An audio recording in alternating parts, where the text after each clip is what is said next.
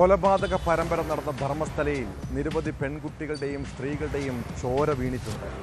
അതിൽ തുടക്കം മുതൽ കേട്ട പേരുകളാണ് MBBS വിദ്യാർത്ഥിനി അനന്യ ഭട്ടും സൗജന്യയും. ഈ പെൺകുട്ടികളുടെ കുടുംബം നീതി തേടി നിയമ പോരാട്ടം തുടങ്ങിയിട്ട് വർഷങ്ങളായി. അതിനിടെ ഇവർക്ക് നേരെ ഭീഷണിയും ആക്രമണവും ഉയരുന്നുണ്ട്. ഏറ്റവും ഒടുവിൽ അനന്യയുടെ അമ്മയ്ക്ക് നേരെ സൈബർ ആക്രമണവും. മകളുടെ തിരോധാനം സംബന്ധിച്ച് SITക്ക് പരാതി നൽകിയ അമ്മ സുജാത ഭട്ടിനെ സോഷ്യൽ മീഡിയയിലൂടെ അപകീർത്തിപ്പെടുത്താൻ വരെ ശ്രമം നടക്കുന്നു. വ്യാജ പരാതി നൽകിയതിനെ തുടർന്ന് ഇവർ നാടുവിട്ടു പോയെന്നും മകളുടെ ഫോട്ടോ പുറത്തുവിടാൻ തയ്യാറാകാത്തതിൽ ദുരൂഹതയുണ്ടെന്നുമാണ് സമൂഹ മാധ്യമങ്ങൾ വഴിയുള്ള വിമർശനം. ഇതേ തുടർന്ന് അഭിഭാഷകർക്കൊപ്പം എത്തി സുജാത ഭട്ട് മകളുടെ ഫോട്ടോ പുറത്തുവിട്ടു.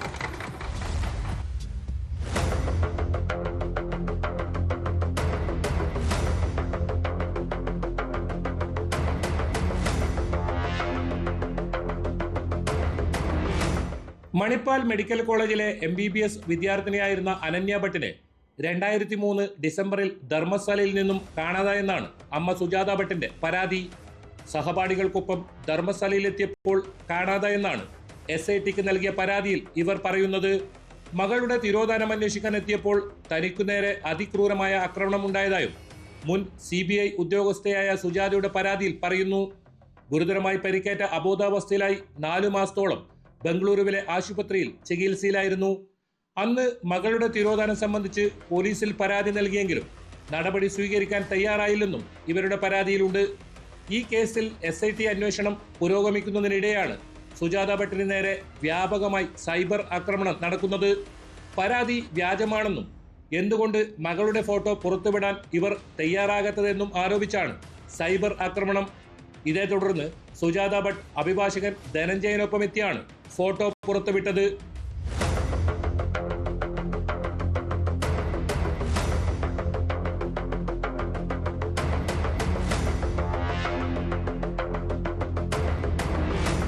മകളുടെ ഫോട്ടോ അന്വേഷണ ഏജൻസിക്ക് നേരത്തെ തന്നെ നൽകിയതായും സുജാത വ്യക്തമാക്കി.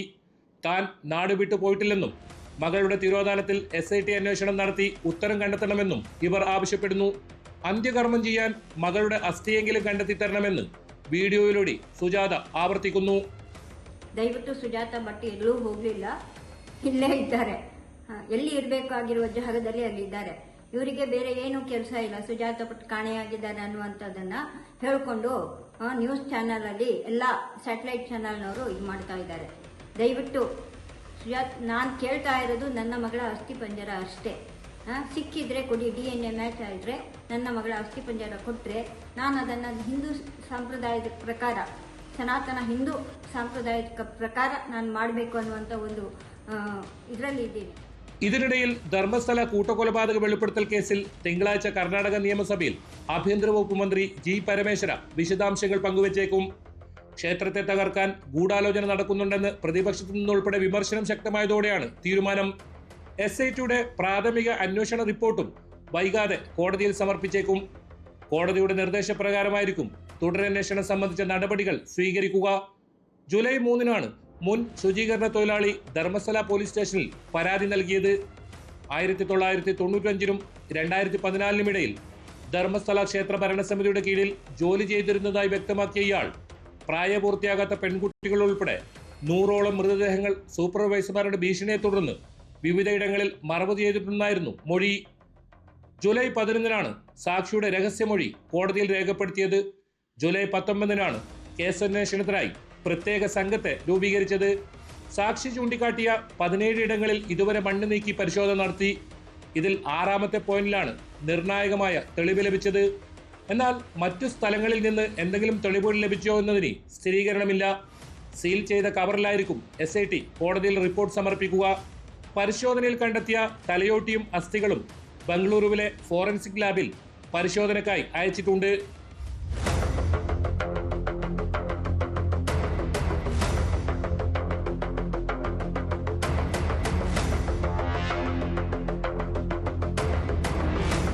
ന്യൂസ് 18 ധർമ്മസ്ഥല.